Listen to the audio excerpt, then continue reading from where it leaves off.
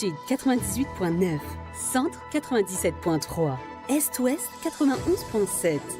RM1, la radio nationale.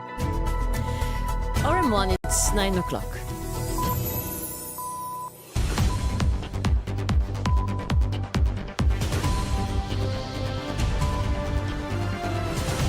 The Flash with Iris Stewart. Good morning, Iris. Good morning, Sophie. On the occasion of Christmas and New Year celebrations, the President of the Republic, RM Gokul, delivered his traditional message to the nation.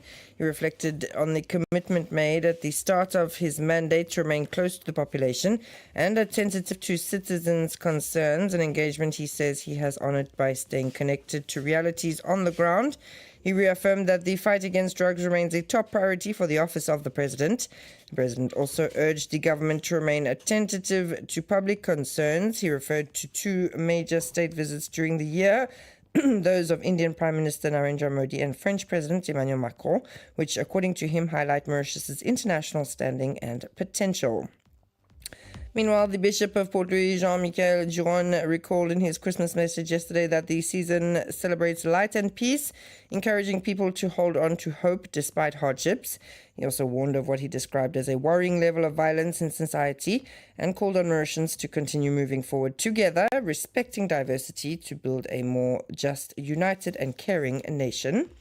And abroad at the Vatican, more than 25,000 faithful braved the rain to attend the first Christmas message of Pope Leo, appearing for the first time since his election in May from the balcony of St. Peter's Basilica. The American pontiff called for an end to armed conflicts across several continents before delivering the traditional Urbi in Orbi blessing.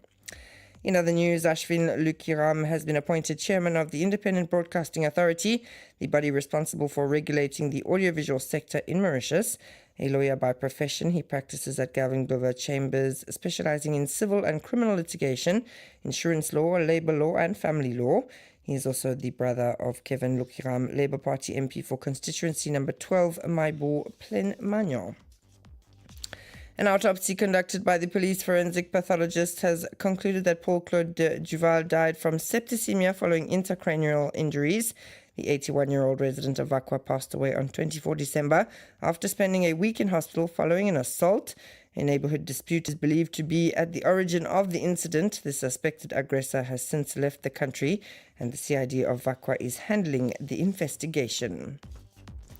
And moving international, the United States carried out a strike against Islamic State militants in northwest Nigeria. At the request of Nigeria's government, U.S. President Donald Trump and the U.S. military said on Thursday, claiming the group had been targeting Christians in the region. The U.S. military's Africa Command said the strike was carried out in Sokoto State at the request of the Nigerian authorities and killed multiple ISIS militants. The strike comes after Trump in late October began warning that Christianity faces an existential threat in Nigeria and threatened to militarily intervene in the West African country over what he says is a failure to stop violence targeting Christian communities. Reuters reported on Monday the U.S. had been conducting intelligence gathering flights over large parts of Nigeria since late November. And finally, in football, a rare occurrence in the English Premier League this year. For the first time in 43 years, only one match is scheduled on 26 December. It will take place at Old Trafford, where Manchester United host Newcastle United in a match of the 18th round of the Championship. That's all from me this morning. Thanks so much for listening. Stay tuned now to the Intimate playlist until 10 a.m.